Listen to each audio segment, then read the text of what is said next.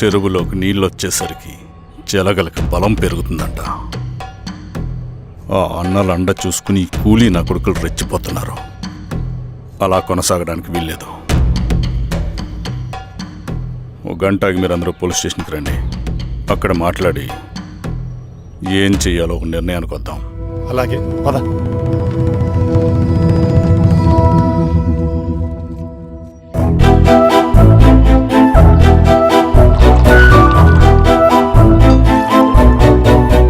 బాబు sir, స్టేషన్కి ఓ 10 టీలు త్వరగా పంపించు. Okay sir. Okay sir.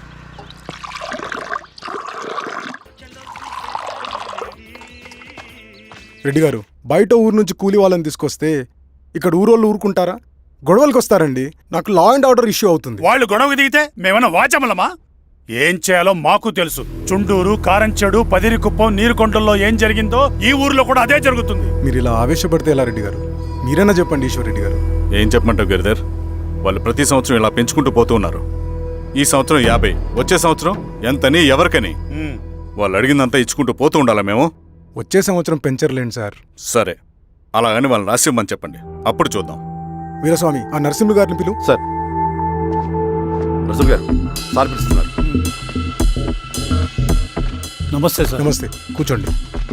Sir tea. నమస్కారం. నమస్తే సార్. టీ అందరికీ ఇవ్వు. చూడండి నరసింహులు గారు, మీరు అడిగింది ఇవ్వటానికి వాళ్ళు సిద్ధంగా ఉన్నారు. కానీ వచ్చే సంవత్సరం మీరు కూలీల రేటు పెంచబోమని హామీ ఇవ్వాలి. వచ్చే సంవత్సరం మిగిలిన వస్తువుల ధరలు పెరగవని మీరు హామీ ఇవ్వండి, అలాగే మేము ఇస్తాం. మేము అడిగింది మీ చేతిలో ఉంది, మీరు అడిగింది మాత్రం మా చేతిలో లేదు. వాళ్ళ చేతిలో ఉంది సార్, అంతా అన్నల చేతిలో ఉంది. సార్, వాళ్ళెవరో మాకు తెలియదు. మేమెవరి చేతుల్లో కీలువమనం కాదు. ఇది మా రైతు కూలీలందరం కలిసి సమిష్టిగా తీసుకున్న నిర్ణయం. చిన్న చిన్న అవసరాలకు అప్పులు తీసుకున్న పాపానికి మా భూముల్ని బలవంతంగా గుంజుకుని మా పొలాల్లో మమ్మల్నే కూలీలుగా మార్చారు వీళ్ళు. భూమి మాది, పని చేసేది మేము, పండించేది కూడా మేమే.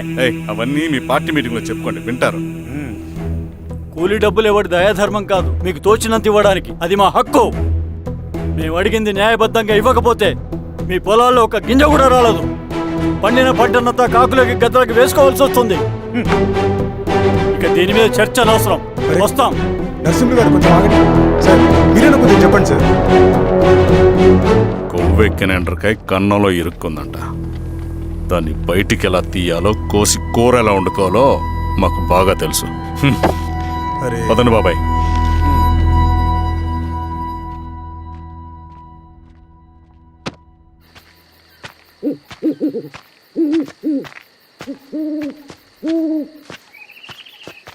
లాల్ సలాం కామ్రేడ్. లాల్ సలాం. ఇంత పొద్దున లేచారంటన్నా? విప్లవకారుల జీవితాలు ఇంతే కదా రవి. 15 ఏళ్ళుగా ఇదే జీవితమే కదా బతుకుతున్నాను. ఎటువైపు నుంచి ఎవడొచ్చి అటాక్ చేస్తాడో తెలీదు. పరిగెడుతూనే ఉండాలి. ఈ అడవిలో కడుపు నిండా తిండి, కంటి నిండా నిద్ర కూడా ఉండదు. ఒక్కొక్కసారి తాగడానికి చుక్క నీరు కూడా దొరకదు. 2 పుస్తకాలు, ఒక కిట్ బ్యాగ్, అందులో 2 జతలు, ఒకటి ఒంటి మీద, ఇంకోటి దండం మీద. ఇవే మనకున్న ఆస్తి. ఒక్కొక్కసారి ఇవి కూడా ఉండవు. బార్డర్లో సైనికుడు లాంటి వాడే, అడవిలో విప్లవకారుడు కూడా. ఇదంతా జనం కోసం, వాళ్ళ బతుకుల్లో వెలుగు కోసం. సరే, ఏం సమాచారం? కూలీ రేట్లు పెంచే విషయంలో భూస్వాములు చాలా పట్టుదలగా ఉన్నారన్నా. కానీ మన నరసింహులు నన్ను ఒప్పుకోలేదు.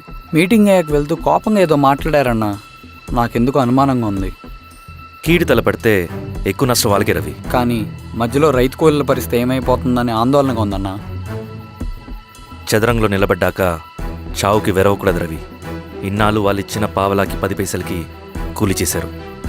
వాళ్ళ జీవితాలు బాగుపడాలంటే మనమెత్తిన పిడికిని దించకూడదు. సరే అన్నా. స్వామి, ఎలా ఉన్నారు ఊళ్ళో అందరూ? అందరూ బాగున్నారమ్మా. కోతలు కొయ్యలేదేంటి? ఊళ్ళో కూలి రేట్ల కోసం గొడవ నడుస్తూనే ఉందమ్మా. అడిగినంత ఇవ్వాల్సిందేనని కూలీలు, నచ్చినంత ఇస్తామని రైతులు. ఎవరు రేటు తేగట్లేదమ్మా. ఈ ఇష్యూలో అన్నలు ఇన్వాల్వ్ అయ్యారా? వాళ్ళు వెనక లేకుంటే ఈ కూలి చేసుకునే వాళ్ళకి ఎక్కడి నుంచి వచ్చినాయి అమ్మా ఎన్ని గుండ్లు? ఇచ్చింది పుచ్చుకుంటమే తప్ప ఏనాడన్నా ఇంత కావాలని అడిగారు వీళ్ళు. పోనీలే, ఇన్నాళ్ళకైనా వాళ్ళకేం కావాలో నోరు తెరిచి అడగగలుగుతున్నారు. సంతోషమేగా. తీసుకుని మీదటైనా జాగ్రత్తగా ఉంటుంది.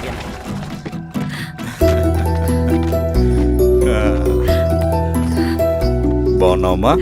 బాగున్నానన్నయ్య. నువ్వెలా ఉన్నావు? బాగున్నాను. రా లోపలికి వెళ్దాం. రా కూర్చో. సో ప్రయాణం అంతా బాగానే జరిగింది కదా? నీ ఫేవరెట్ నెత్తిపూరి. రా వడ్డిస్తారా? ప్లేట్ తిప్పు. నాకొద్దన్నయ్య, నాకు మంచి కాఫీ తాగాలని ఉంది. అమ్మో, నీకు నచ్చినట్టు కాఫీ చేయాలంటే ఆ దేవుడి దిగి రావాలి తల్లి. ఏంటో అన్నయ్య, మంచి కాఫీ తాగకపోతే ఇక ఆ రోజంతా అదోలా ఉంటుంది నాకు. రేయ్ సామే, అర్థమైంది. శిరీష్ అమ్మకి మంచి కాఫీ కావాలి, అంతేగా నేను వెళ్ళి పట్టుకొచ్చేస్తా. ఎక్కడికి స్వామి? మన ఊళ్ళో మెగాస్టార్ హోటల్ ఉందమ్మా, అందులో కాఫీ చాలా బాగుంటుంది, నేను వెళ్ళి పట్టుకొచ్చేస్తా. స్వామి, అమ్మా కాఫీ అంటే అక్కడికి వెళ్ళి వేడి వేడిగా తాగాలి. నేను వస్తాను పద. అవునమ్మా, అక్కడ నేను కూడా తాగాను, చాలా బాగుంటుంది. వెళ్ళు. థ్యాంక్ యూ అన్నయ్య. ఆడుతూ పాడుతూ పని చేస్తాం.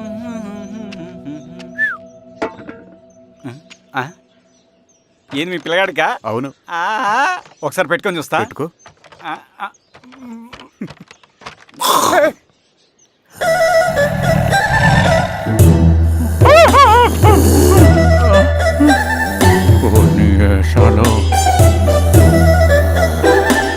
ఇన్ని బట్టలు ఉంటే చూడండి, బట్టలు లేకుండా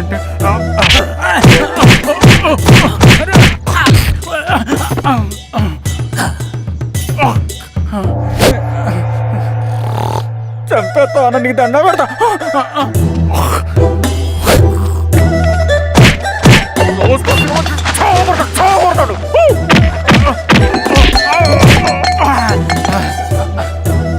నేనన్నా బొట్టుని ఏందన్నా నన్ను చంపుతాయంది.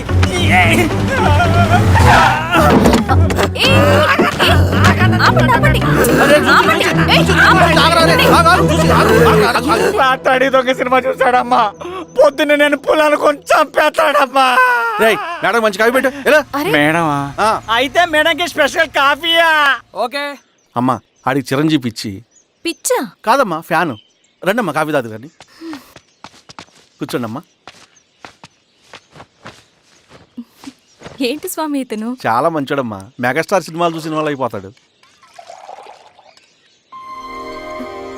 స్వామి, అమ్మా ఈ కాఫీ నేను ఎక్కడో తాగాను. మేడంకి స్పెషల్ కాఫీయా? ఏయ్, చూచి. మళ్ళక్కడికా? పద. మేడం మందులు రాసుకో చూచి. Thank you. పద కూర్చో.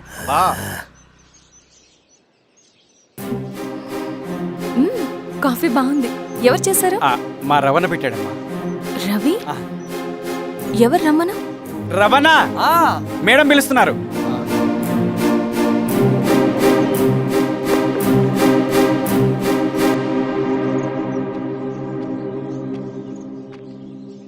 ఇతనే రవణ. శిరీష, మీరా? రవి, నువ్వేంటి ఇక్కడ? కాఫీ బాగుందా? చాలా. అది కాదు రవి, నువ్వు ఇక్కడ. ఈ హోటల్ మనోల్దే. మన ఫ్రెండ్స్ అందరు బాగున్నారా? చాలా బాగున్నారు. అవును, మీరేంటి ఇక్కడ? ఏమండి? అన్నా, అన్నా ఏమైందన్నా? అన్నా? లే అన్నా. స్వామి, త్వరగా కారుగా. జాగ్రత్త. అన్నా, త్వరగా పట్టి తీయనా. అన్నా, త్వరగా పోనీ. అన్నా.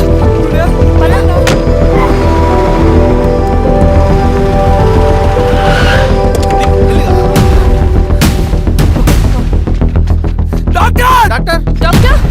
డాక్టర్! ఏమైంది? డాక్టర్, త్వరగా చూడండి డాక్టర్. లోపల తీసుకురండి.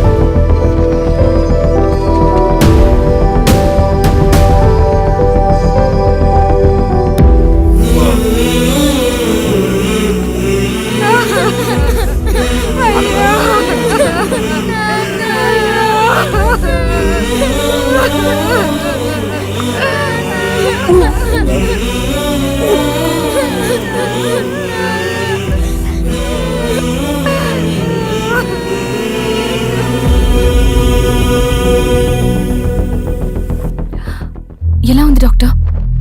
డాక్టర్ చనిపోయాడమ్మా.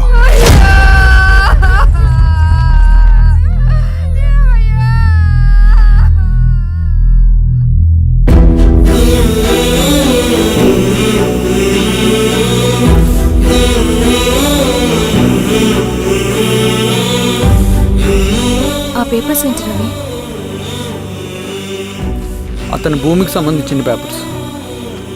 ఒక సంవత్సరం నుంచి ఈ పేపర్స్ పట్టుకుని ప్రతిరోజు ఎంఆర్ ఆఫీస్ చుట్టూ తిరిగేవాడు. భూమిని తాకట్టు పెట్టి అప్పు తీసుకున్న పాపానికి టైంకి వడ్డీ కట్టలేదని అప్పిచ్చిన ఆ దొర ఎంఆర్ఓ ఆఫీస్లో లంచం ఇచ్చి భూమిని తన పేరు మీద రాయించుకున్నాడు. ఈ ఎంఆర్ఓ ఆఫీస్లో ఎవరు నిజాయితీగా పనిచేయట్లేదండి. చెట్టు కట్టి నరకాలు ఒక్కొక్కడిని. నరికేడవేంటి రవి? నువ్వు కాగితం మీద ఒక బొమ్మ గీస్తావు, ఒక చోట సరిగ్గా రాదు, ఏం చేస్తావు? ఎరేజర్తో సరిచేస్తావా, లేకుంటే ఆ పేపర్ని చింపేస్తావా? మరి మనుషుల విషయంలో ఎందుకు రాదు ఆ ఆలోచన? తప్పు చేసిన ప్రతి ఒక్కరిని నరుక్కుంటూ పోతే చివరికి మిగిలేది మనుషులు కాదు, శవాలు.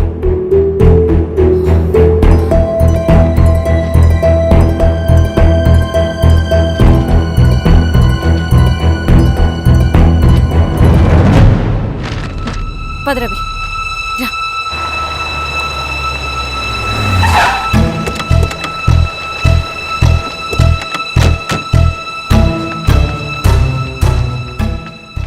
పానుకోటి నర్సయ్య ల్యాండ్ ఎవరు చూస్తున్నారు? మీరెవరు? ఇదిగోండి అప్లికేషన్. ఇది డిస్ప్యూట్ ల్యాండ్, ఎవడేం చేయలేడు. నీ నిర్లక్ష్యం, నీ లెక్కలేనితనం వల్ల ఒక నిండు ప్రాణం పోయింది.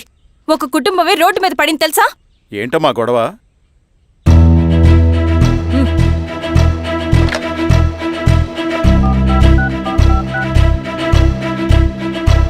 Hello sir.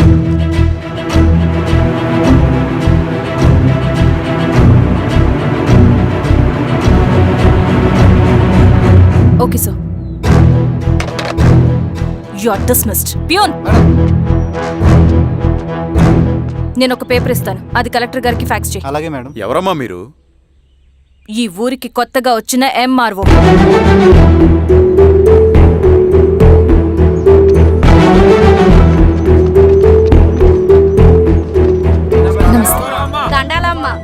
మీ పరిస్థితులు నాకు తెలుసు. పని చేస్తేనే మీకు పూట గడుస్తుంది. పనులు మానుకుని మీరు ఈ ఆఫీస్ చుట్టూ తిరగాల్సిన అవసరం లేదు. నేనే మీ ఊరొస్తాను. ఆ రోజు అరగంట వీలు చూసుకుంటే చాలు, మీ పని పూర్తయిపోతుంది.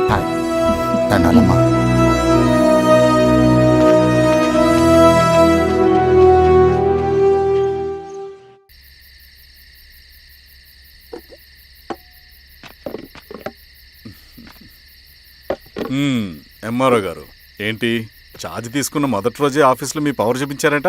అన్నయ్య, నువ్వు సస్పెండ్ చేసిన వ్యక్తి నా దగ్గరికి వచ్చాడమ్మా. పాపం కన్నీళ్లు పెట్టుకున్నాడు. అతడి వల్ల నష్టపోయిన ఒక వ్యక్తి నా కళ్ళ ముందు చనిపోయాడన్నయ్య. కన్నీళ్లు ఎన్నిసార్లు తుడుచుకున్నా పోతాయి, కానీ వీళ్ల నిర్లక్ష్యంతో పేదవాళ్ల ప్రాణాలే పోతున్నాయి. అన్నయ్య, మా నూరి సమస్య పేదరికం కాదు, నక్సలిజం. నాలాంటి ప్రభుత్వ ఉద్యోగులు వాళ్ల డ్యూటీలు సక్రమంగా చేయకపోవడం వల్ల విసిగిపోయిన జనం అడవిలో వాళ్ల హెల్ప్ తీసుకుంటున్నారు. ఒక వ్యవస్థ ఇక్కడ సరిగ్గా పనిచేయనందుకే మరో వ్యవస్థ అక్కడ పుట్టింది. అందుకే నా పన్నం చేయనివ్వండి. స్నానం చేసిరండి, భోజనం చేద్దాం.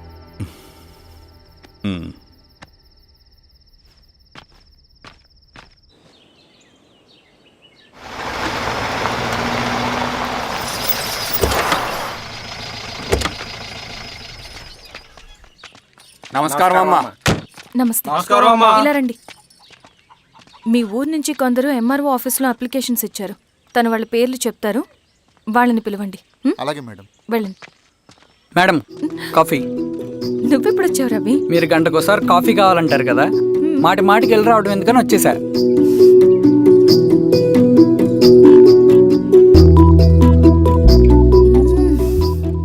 రవి, ఈ కాఫీ కోసమైనా నేను పెళ్లి చేసుకోవచ్చు. అదేంటి అలా అనేసారు? That's a compliment. భలే వారండి బాబు. నమస్తే. ఇలా ఇవ్వండి. చెప్పండి, మీ సమస్యలేంటో. పేరు తలుపుల వీరాంజనేయులు. ఉన్నది 3 ఎకరాల పొలం. చెన్నుపాటి ధనుంజయరావు అనే మహానుభావుడు అందులో 2.5 ఎకరాల భూమిని తన పేరు మీద రాయించుకున్నాడు. అడిగితే నీ దిక్కున్న చోటు చెప్పుకోమన్నాడు. దిక్కులేనోడు కాబట్టి అరెకరం భూమి మీదే పెద్ద కుటుంబాన్ని నెట్టుకొస్తున్నాడు. అవునమ్మగారు, ఆ పొలం ఎలాగైనా తిరిగి ఇప్పించేయండి అమ్మగారు. ఆ పొలం కోసం 3 సంవత్సరాల నుంచి తిరుగుతున్నాను అమ్మగారు. వీరబాబు వీళ్ళందరి దగ్గర కలెక్ట్ చేసుకో. మేడం, దాదాపుగా ఇక్కడ ఉన్న వాళ్ళందరి పరిస్థితులు ఇవే. వీళ్ళ సమస్యలు పరిష్కారం కావాలంటే మాట్లాడాల్సింది వీళ్ళతో కాదు మేడం, మన ఊరి పెద్ద మనుషులతో. ఆహా.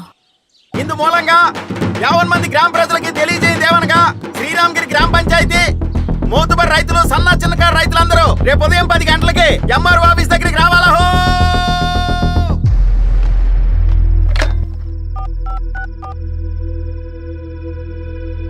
హలో, ఎవరు? నమస్తే బాబాయ్, నేను ఈశ్వర్ రెడ్డి. ఎలా ఉన్నావు? బాగున్నా. చెప్పు. బాబాయ్, శిరీష్ ఎంఆర్ ఆఫీస్లో భూ సమస్యల గురించి రేపు మీటింగ్ ఏర్పాటు చేసింది. ఈ విషయం మన వాళ్ళంతా ఎలా తీసుకుంటారో అర్థం కావట్లేదు. అందుకనే మీకు ఫోన్ చేశాను. శిరీష్ చెప్పింది చేయండి, అదే మనకి కలిసి వస్తుంది. సరే బాబాయ్, ఉంటాను.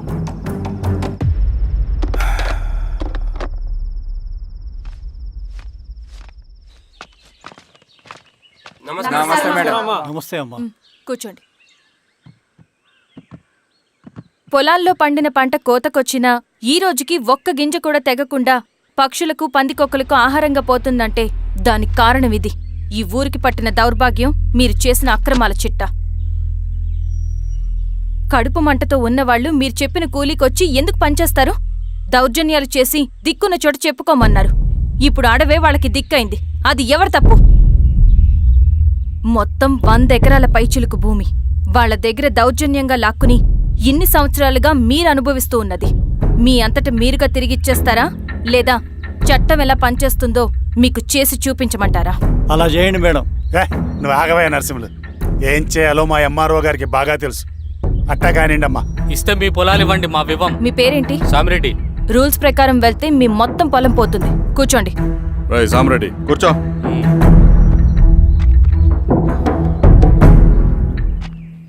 ఏమ్మా, సంతోషమేగా? మరీ నువ్వు అనుకున్నంత చెడ్డవాళ్ళేం కదమ్మా మనోళ్ళు.